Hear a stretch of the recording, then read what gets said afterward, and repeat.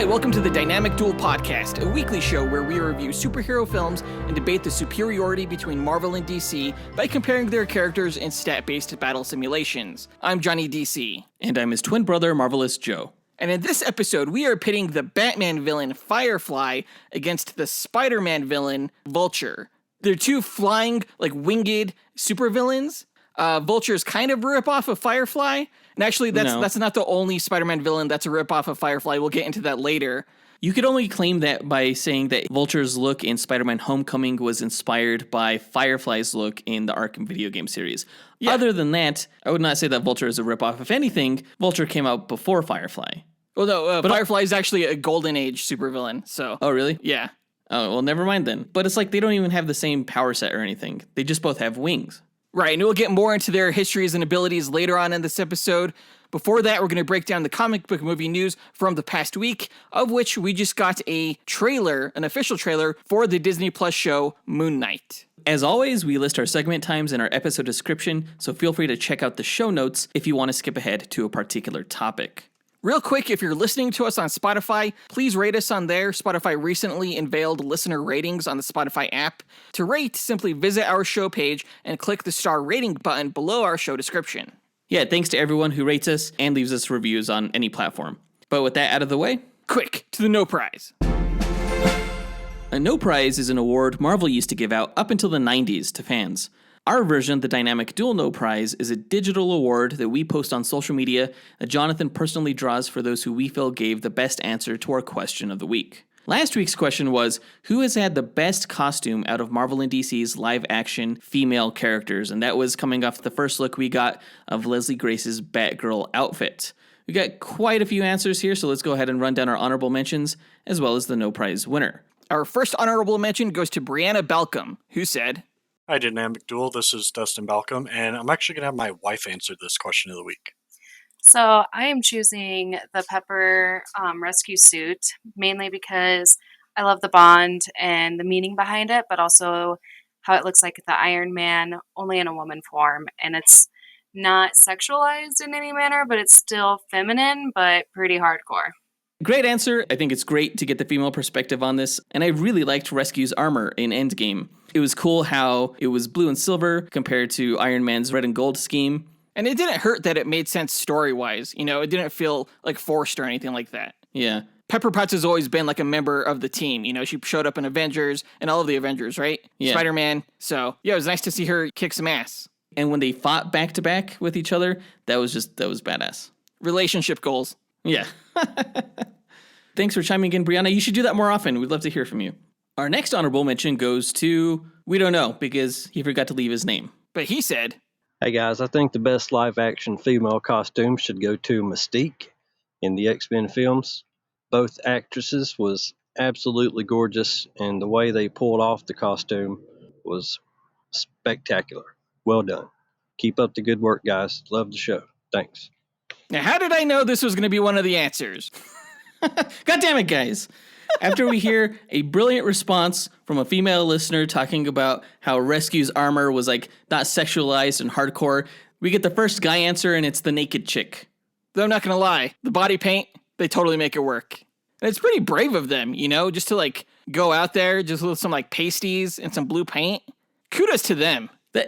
Well, yeah, you definitely got to hand it to them. I definitely could not go on screen wearing just blue body paint. I could. Pretty sure. Couldn't.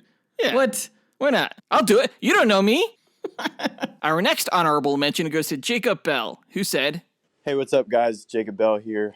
I just have to say, I think if this counts, Scarlet Witch's costume in the Doctor Strange Multiverse of Madness trailer looks incredible. If that doesn't count, then I just have to say her costume at the end of WandaVision, I guess. But one of those two, I would say, is definitely the coolest for me. I didn't even realize there was a difference between the WandaVision costume and the Multiverse of Madness costume. Oh, yeah. There's definitely an updated design there, and I actually think it's much better in the Multiverse of Madness trailer than it was at the end of the WandaVision television show. It's very similar, but those subtle changes improve it. I think it's a fantastic look. It's stylish, it's sophisticated, it's slightly edgy and gothic. Looks really cool, and I can't wait to see even more of it when the movie comes out later this year. Yeah, it was way better than the costume that she had in the first Avengers movies. Yeah, which was basically just a jacket. Right, and a skirt. I'm really glad with what WandaVision did with the character. Absolutely. We want to give a quick thanks to Richard McGrew, John Starosky, and Miggy Manigian for taking the time to visit our website and record an answer. But the winner of this week's No Prize goes to Sophie CK, who said, I mean, like, obviously, it's Diana's costume from the first Wonder Woman movie, not just because it's a classic costume, but also because we've never seen this type of costume on any superheroes on the big screen now. It has so many dimensions and layers and adds to who Diana is as a character, her heritage, her strength, her femininity. I mean, you can't argue. It's just the best. I don't make the rules. That's just what it is. and I'm totally not going to argue. This, hands down, is my favorite female suit of any live-action female superhero as well. It's perfection. The adaptation of the suit could have been so bad. You look at some renditions of it in the comics, and it's essentially just a one-piece bathing suit. That's something that Miggy Manigian said when he called in with his answer. I've seen versions in the comics where, like, her boobs are, like, flopping out. At least with Gal Gadot's Wonder Woman costume, it looks like the Greek armor that warriors used to wear, back in ancient Greece. It looks practical, but it's also very elegant. Oh, yeah, and the movie costume has been so influential across, not just the comics and the video games, and even the cartoons. I can't think of a better DC comic-to-film adaptation and upgrade that exists. Yeah, great answer, Sophie CK. You win this week's No Prize. If you, the listener, want a shot at winning your own No Prize, stay tuned to later on this episode when we'll be asking another question of the week. And now that that's done, on to the news.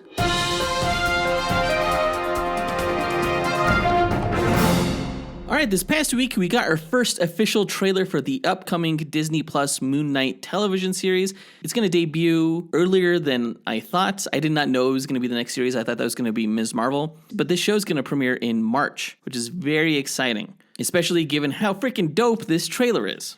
Yeah, it was very different from what I was expecting. It was a huge surprise for me. Yeah, quite a few reveals within this trailer, so let's go ahead and talk about it. The trailer starts off with Stephen Grant, big surprise, talking about how he can't sleep. Now, if you remember from our Moon Knight versus Batman Duel episode, I talked about how I kind of see Moon Knight as like the Fight Club of superheroes, and it's interesting that the movie Fight Club is about a guy with multiple personality disorder and insomnia.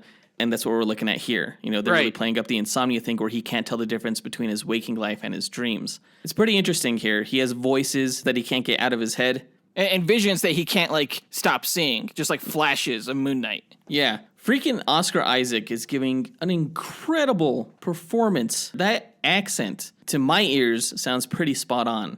Yeah, you kind of get a good idea of why they needed an actor as talented as Oscar Isaac for this role. Oh, yeah, there's a lot going on here, mentally. Even later shots where you see he's struggling with his dissociative identity disorder and he's, hitting himself in the face. It's heavy stuff, and it looks like he's giving it his all. In the trailer, we see Steven at his work. He tells the lady not to call him Stevie. It's Steven, which I thought was a huge surprise because Stephen Grant is actually an alternate personality of the main personality, Mark Spector. Basically, the story goes Mark Spector became Moon Knight and his brain couldn't handle the presence of an Egyptian god, and so it fractured into separate personalities, including Jake Lockley, the taxi cab driver, and Stephen Grant, who's actually a wealthy playboy in the same vein of Batman. But the fact that here they made Stephen Grant this British museum gift shop worker, I think is pretty interesting and prevents any sort of comparisons to Batman from being made. And you definitely want to avoid those, considering that both this show and the Batman movie are dropping both in March. Yeah. The fact that this is Stephen Grant, though, means that this is basically a reverse origin story where Stephen Grant is Mark Spector and is Moon Knight, but he doesn't yet know that because he doesn't know that he's just a facet of the character's multiple personalities. So seeing him discover that is going to be really interesting. Yeah, and that's a really, really interesting approach. And I can't go over how just surprised at how unique this show looked when I first saw the trailer. And I shouldn't have been, because Moon Knight is a pretty unique character and pretty out there character. I like to tease that he's, just a Batman ripoff, but the character is actually pretty unique. Oh yeah, definitely. This looks unlike anything that we've seen so far in superhero media. I really like the shot where Khonshu is walking down the hallway toward the elevator and he starts freaking out, but it turns out to be that old woman. Yeah, that was actually a good joke where he's just like, I'm looking for my contact lens. Just a good delivery. We see him in the museum. After hours, he gets a phone call, presumably from his past. On the other line is a woman named Layla. I thought it would be like Marlene Allron, but she calls him Mark, and he's like, why did you call me Mark? And I was like, oh, shit! Who's this Arthur Harrow guy? The Ethan Hawke character. I don't really know, actually. He appeared like once in the comics, and it was a Moon Knight comic that I didn't read personally. It seems like basically they're taking a name from the comics and kind of expanding it into this new role.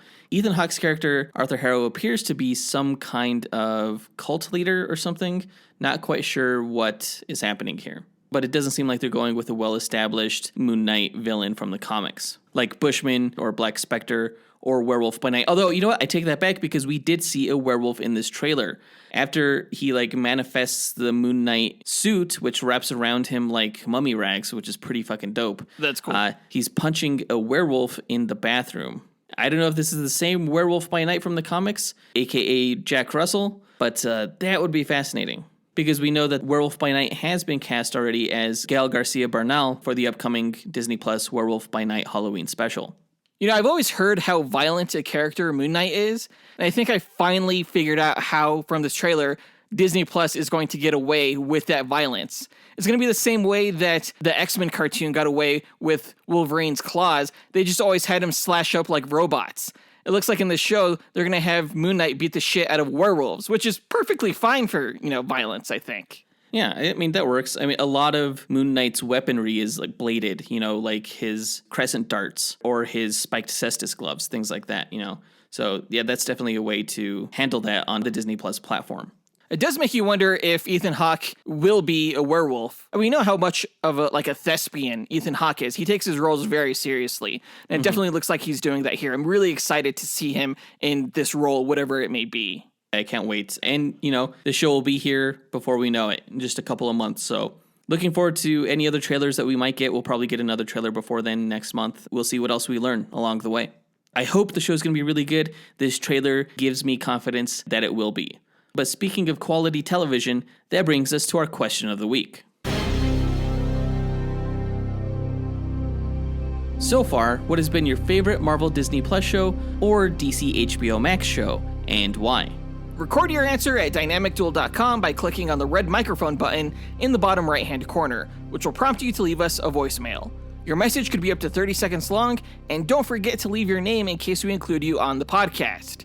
We'll pick our favorite answer and draw that person a Dynamic Duel No Prize that we'll post to social media. Be sure to answer before January 29th. But I think that does it for the news section of this episode. Now let's move on to the main event, where we find out who would win between the Batman villain, Firefly, and the Spider-Man villain, Vulture.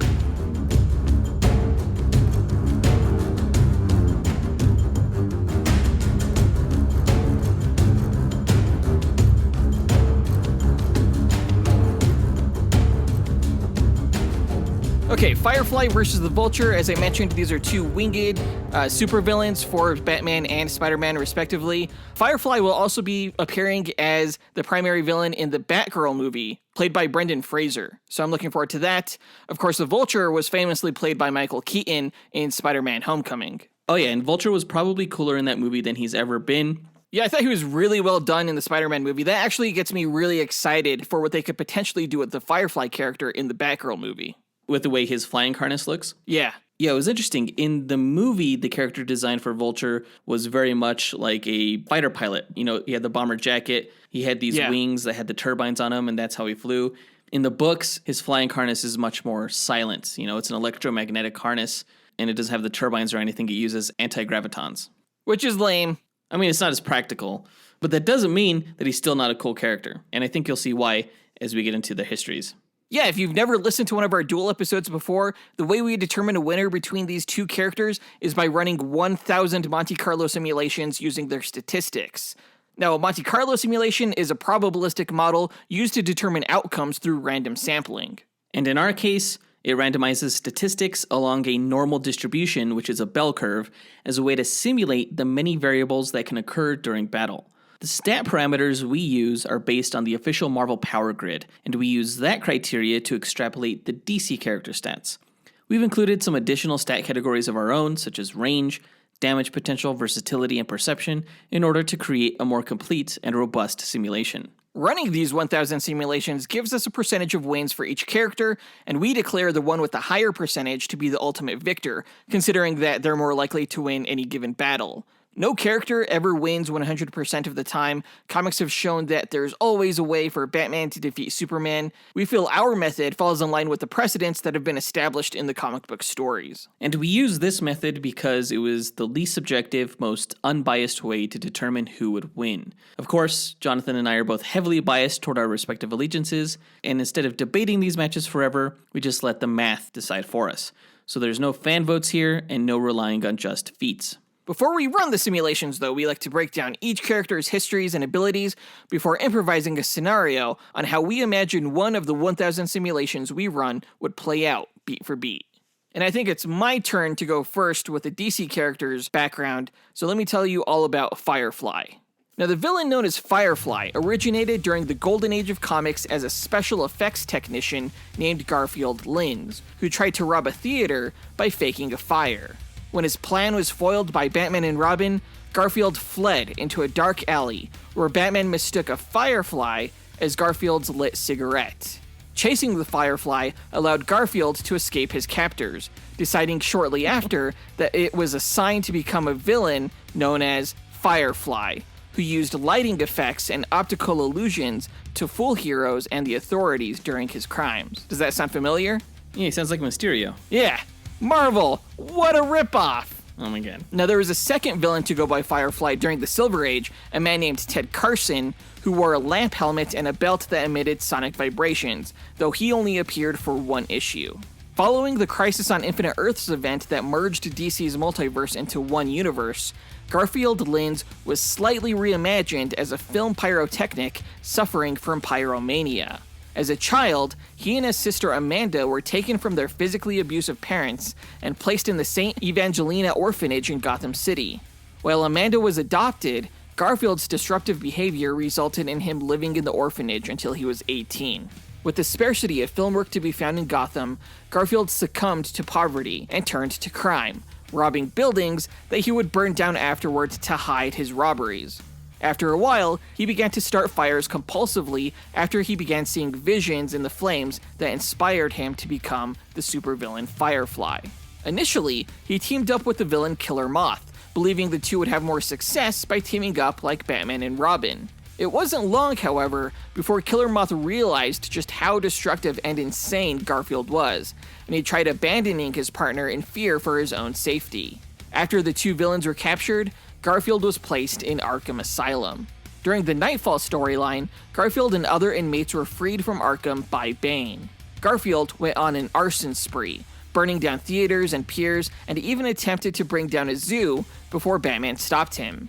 Firefly escaped again, however, and tried to burn down all of Gotham City by setting ablaze a chemical factory. But the plan went awry, and he ended up setting himself on fire.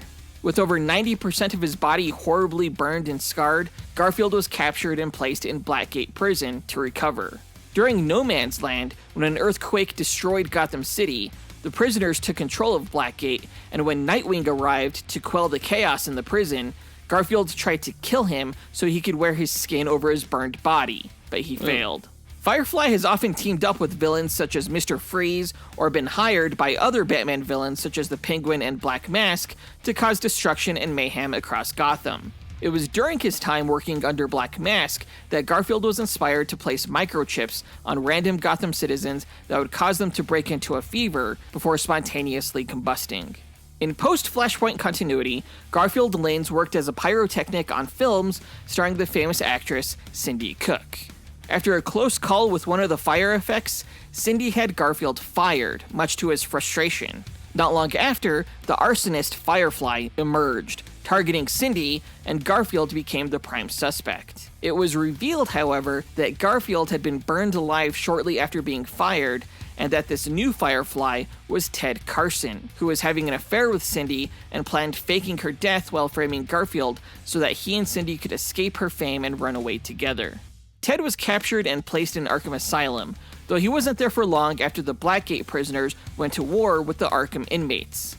Ted led a battle of inmates against Bane's prisoners, but Ted lost. When the Batman Who Laughs later visited Arkham Asylum, he set free several inmates, one being Ted, and gave them Nth Joker cards that gave them superhuman abilities. Ted's card turned him into a Man-Bat, not to be confused with the villain Man-Bat, who you can learn more about in our Man-Bat vs. Morbius Duel episode. As a Man-Bat, Ted was successful in burning down an entire section of Gotham City. Recently, Ted took on a protege, Lady Firefly, real name Bridget Pike, and the two have been hired out by Two-Face and the Cobra Cult. Due to the events of Infinite Frontier, however, Garfield Lynch returned as Firefly, and he and Ted Carson share the mantle simultaneously. Now, Firefly possesses a winged jetpack, as well as fireproof armor durable enough to withstand explosions.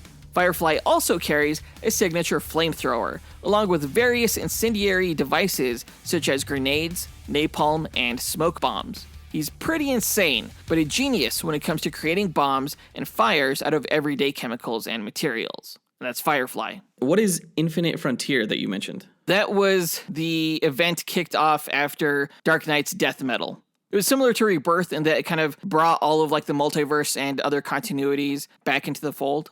Why is DC always fucking with their own continuity? I don't get it. Because they like some of the older stuff and they want that to still be canon. I feel like it just makes your job harder. Oh, it does. It does. Yeah. Good old Marvel, with their always reliable sliding timeline, makes things much easier most of the time. Well, DC kind of has that too. They actually addressed that in Doomsday Clock. Oh, really? Yeah. Anyway, let me go ahead and get into the backstory of Vulture. Now, Adrian Toombs was born on a farm on Staten Island, New York, to parents who tragically died when he was young. His older brother Marcus raised him, and he showed from an early age a gifted intellect for invention and engineering. Though Adrian had dreams of becoming a world-renowned scientist, his brother Marcus suffered a motorcycle accident that left him as a paraplegic. Adrian gave up his studies to look after him, supporting them as a petty criminal. Finally, after many decades, the mid-aged Adrian got work as an electrical engineer and started a small electronics firm called B&T Electronics alongside his business partner, Gregory Bestman. Things went well for a while as Gregory handled the financial aspects of the business, and Adrian put his mind to work developing an electromagnetic harness that manipulated anti-graviton forces to levitate a subject, essentially allowing the wearer to fly. Excited by his latest invention, Adrian went to Gregory's office to tell him about the harness when he discovered evidence that Gregory had been embezzling money from the company. Furious, Adrian attacked Gregory, finding that his exposure to the harness had energized his musculature and increased his lifting strength. Gregory fired Adrian for the attack, and having no legal recourse, he took his harness and left back to the farm to perfect the device. He adopted the guise of the Vulture and used his invention to fly back to his old business partner's office, and he ransacked it, stealing his money back. Surprised at the ease in which he could commit theft with his flying suit, Adrian decided to become a professional thief. He first encountered the hero Spider-Man, whom you can learn more about in our Blue Beetle vs. Spider-Man episode, when he robbed the Park Avenue Diamond Exchange. The newspaper, the Daily Bugle, offered a reward for a photo of the mysterious Vulture, and when Spider-Man was fumbling with his camera, Adrian knocked him out and sealed him in a water tower. Spider-Man escaped and later developed an anti-magnetic inverter that he used in their next encounter to negate Adrian's flying harness, and he was arrested. Adrian soon escaped prison, however, and reworked his harness so that it was no longer vulnerable to Spider-Man's device. After losing a rematch with the webbed hero, Adrian decided to team up with other villains, Dr. Octopus, Sandman, Kraven the Hunter, Electro, and Mysterio, to form the Sinister Six. Despite Adrian claiming the group had a better chance of defeating Spider-Man if they attacked simultaneously, the other villains were too prideful to share a victory over the Wallcrawler, and the Sinister Six instead set up a series of challenges where they would face off with Spider-Man consecutively, one-on-one. Adrian removed Spider-Man's web shooters and tried to blow him off a building with a gust of wind from his wings, but the hero lassoed Vulture's foot and defeated him in the air before going on to defeat the rest of the Sinister Six. While in prison again, Adrian revealed the location of his flying harness to his cellmate Blackie Drago, who escaped and stole the wings to become the next Vulture. Enraged, Adrian also broke out of prison and created another flying harness to fight and defeat Blackie, proving that he was the one true Vulture. Deciding he no longer wanted to be just a petty thief and instead become a crime lord, Adrian arranged the murder of several of New York's top mobsters and formed his own gang that was rather successful at racketeering in Atlantic City. But when a mob war led to his gang's defeat and the death of his nephew Malachi, Adrian decided to retire. He became close friends with a fellow retiree named Nathan Lubeski, who at the time was May Parker's romantic partner, May Parker being Peter Parker's aunt. Not knowing Adrian was the Vulture, Nathan encouraged him to get back out there and seize life, which inspired Adrian to redon his Vulture mantle. He rejoined the Sinister Six and, during a fight against Spider-Man, grabbed a hostage from a New York City crowd and took them high into the air. Adrian realized too late that the hostage was his friend Nathan, who suffered a heart attack triggered by the shock of how high they were. Nathan fell to the ground, but Spider-Man caught him and brought him to Aunt May, where Nathan died in her arms. While grieving over his friend's death, Adrian learned that the electromagnetic harness he used had given him cancer. Seeking absolution for his past sins before he died, Adrian stalked Aunt May, hounding her for her forgiveness for causing Nathan's death. When Spider-Man learned of this, he subdued Adrian and had him arrested. Aunt May visited Adrian in prison and told him she couldn't forgive him and that redemption would be up to God. Adrian got out of prison and stole a pair of mechanical gauntlets called the Juvenator device, which could restore youth and health by draining it from others. He used it to drain Spider-Man and turn him into an old man, which transformed Adrian into his younger self and eliminated his cancer. The effect on Spider-Man was temporary, but Adrian reveled in his newfound youth and went on a spree killing everyone who knew him as an old man in order to get a clean slate on life. He was stopped by Spider-Man and reverted back to his old age by coming into contact with a man who could decay anything he touched. He was then taken back to prison.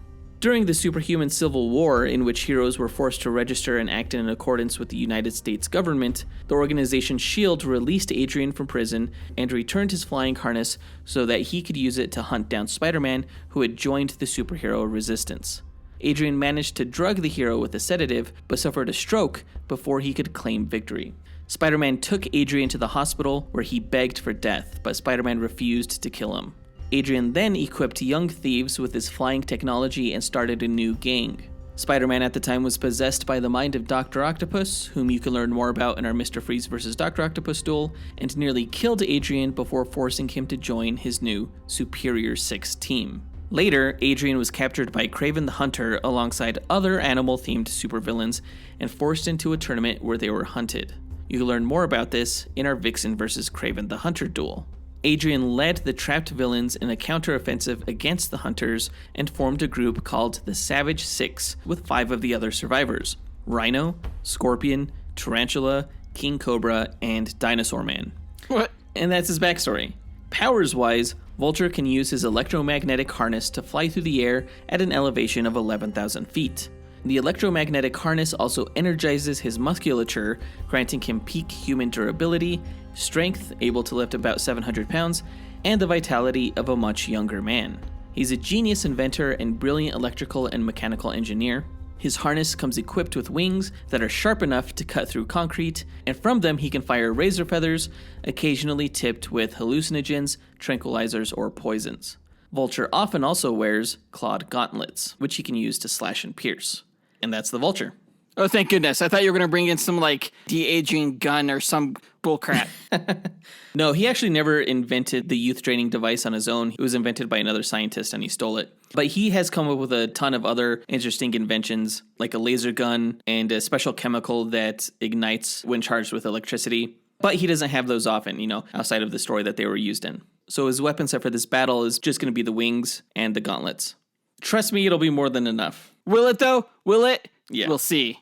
Well, now that we've gotten their histories and abilities out of the way, let's speculate on how one of the 1,000 simulated matches will go. The winner is determined by simulations, not this speculation, but it's fun to imagine how this fight could play out.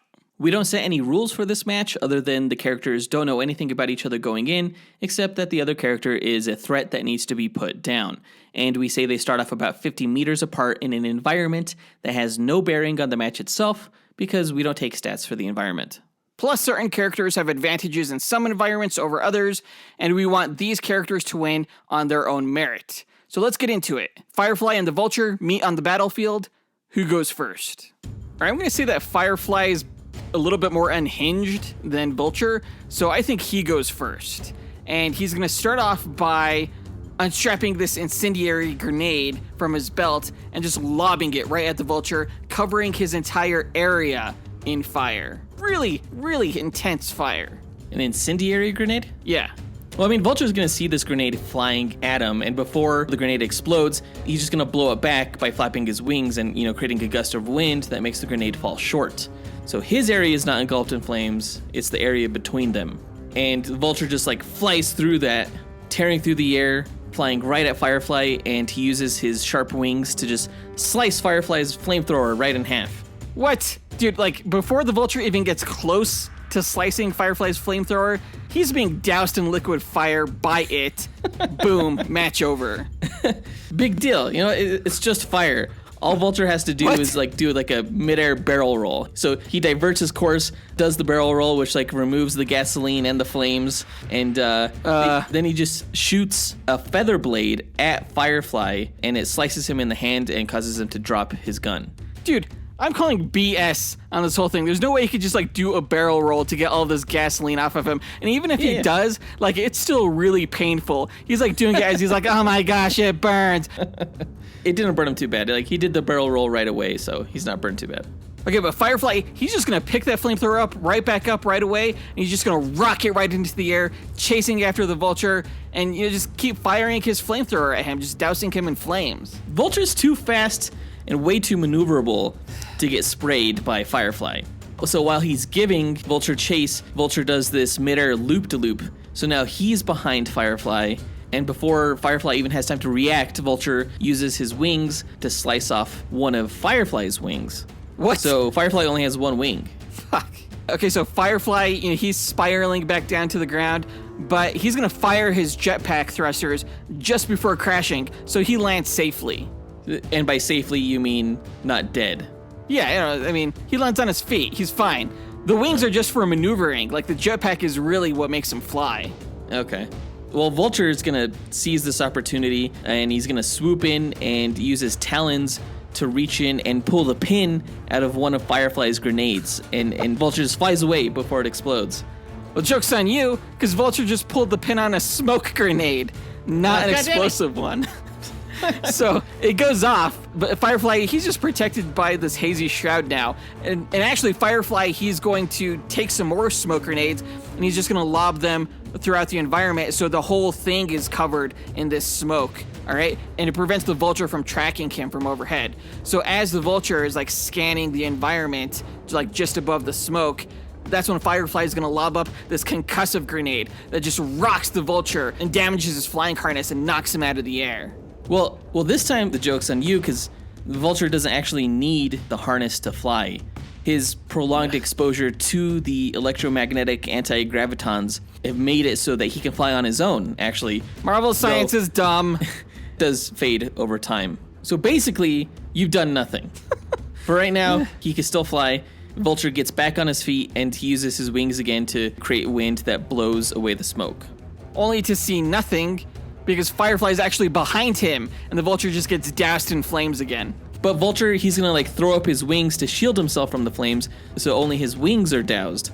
And sure, they get melted off, but before Vulture can get completely engulfed, he's gonna leap over Firefly and then yank the hose out of his fuel tank. Boom. That just gets him sprayed in gasoline and engulfed in flames yet again. Because once he pulls the hose, Vulture clears the area, and the fuel that's getting sprayed catches fire, and it causes Firefly's tank to detonate and just explode Firefly like a potato in a microwave. Yeah, the Firefly's armored suit protects him from his explosions. No, this was a big explosion, though. And then, it wasn't just the fuel tank that exploded. Firefly wears a shit ton of grenades, so they probably all got caught up in the explosion, too. So they went off, and his armor can't take all that. Firefly's armor is just torn to shreds. His arsenal is gone. So if Firefly survived this, all Vulture has to do is just wait for the flames to die down before, swooping in, lifting Firefly up into the air, and then dropping him on his head. Okay, well, I say that if the explosion was really big enough to destroy Firefly's armor and arsenal, there's no way the Vulture was far enough away from the explosion. He was either caught in that blast and is doused in fire once again, or he has like a fucking heart attack from the shockwave of the explosion because he's all old and shit, you know? So that means he died while Firefly survived thanks to his suit. You don't think Vulture knows how far away to get? No, I don't think he does. Dude's a genius. He knows how far away to get. But we can leave the match there. Either the explosion is big enough to actually kill Vulture, which is bullshit, or Vulture survives and drops Firefly out of the sky. So we'll go ahead and leave the match there. Let's go ahead and run simulations using the stats of these characters and let you know the winner. Let's do it.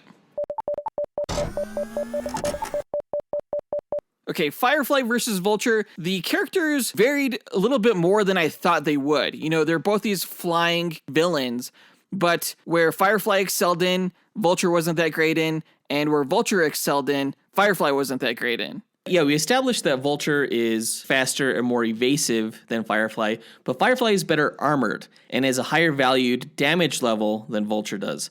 But Vulture was also much smarter than Firefly. When it came to things like fighting skill, perception, and strength, we said that they were evenly matched. Yeah, there has been moments where Vulture has used like magnetism to increase his strength to be equal with Spider-Man, but that was just in one story, in the Superior Spider-Man story, and it hasn't really stuck with him being at that strength level consistently. So usually he's just depicted as peak human, 700 pounds. So we're going with that.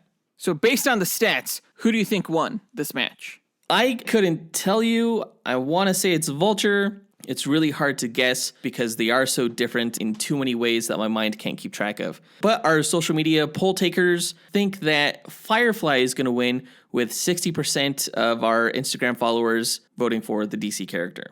Which actually really surprised me. I figured because Vulture was played by Michael Keaton in Spider-Man Homecoming that they would have gone for him over Firefly. I'm really glad to see our Instagram followers repping DC. But let's see how close they were. The winner of the matchup between Firefly and Vulture is Firefly. But by how much? Firefly won 594 of the 1,000 simulated matches, so he won 59.4% of the time, whereas Vulture only won 40.6% of the time. Now, I'm not gonna lie, I figured Firefly was going to win this match, considering, you know, he shoots fucking fire everywhere. Well, I mean, he definitely has more explosive potential, you know? So I could see where this argument could be made, but Vulture is just so quick and cunning. Like, I think he could easily get around fire. Well, I was going to say, yeah, like, once we were putting in the stats, I kind of lost a little bit of that confidence. You know, in addition to our speculation, you know, I wasn't quite sure who was going to come out on top there, but I'm really glad to see Firefly on top. I think he deserves the win, so this is awesome. Deserves is a strong word. He deserves it. I don't know why, but he does. I was like, and what did he do to deserve this? Just be awesome? Okay. Ultimately, it came down to durability and damage, it looks like, to our web chart for Firefly to get the win. Intellect was the biggest thing Vulture had going for him, but it wasn't enough, apparently. Well, at least you guys won one for a change. Yay! I was starting to feel sorry for you for a second. Only a second. And Marvel will just be sure to beat your ass next time. You're welcome to try. I'm right here. But that does it for this duel. Let us know what you guys thought about the results by writing to us at dynamicduelpodcast@gmail.com or by visiting us on Facebook, Instagram, or Twitter. You can find links to all of our accounts by checking out our show notes or visiting our website, dynamicduel.com. And on our site, you could also find a link to our Patreon page where we offer bonus content, including bonus episodes and duels, monthly live movie watch-alongs, collectible pin sets, and access to our Discord server. Check it out right now after this episode. Our lowest tier is only $2 a month. And next week, our next episode is going to be kind of a tie-in to this duel because we're going to review a Spider-Man movie. It's going to be Spider-Man 3 with Tobey Maguire. It's the movie where, you know, he got the Venom symbiote and the emo haircut, and Sandman was in there. And after the movie review, in the following week, we are going to do a duel with Sandman. So it should be a fun couple of weeks. Yeah, I've only seen Spider-Man 3 once. I don't know if I'm looking forward to seeing it again, but we'll see how it goes. But that does it for this episode. We want to give a big thanks to our executive producers, John Speas, Ken Johnson, Jace Crump, John Starosky, Zachary Hepburn, John Bechinina, Mitchell Phipps, Dustyn Balcom, Salvador Hernandez-Contreras Jr., and Levi Yeaton for helping make this podcast possible. And we'll talk to you guys next week. Up, and away. True believers.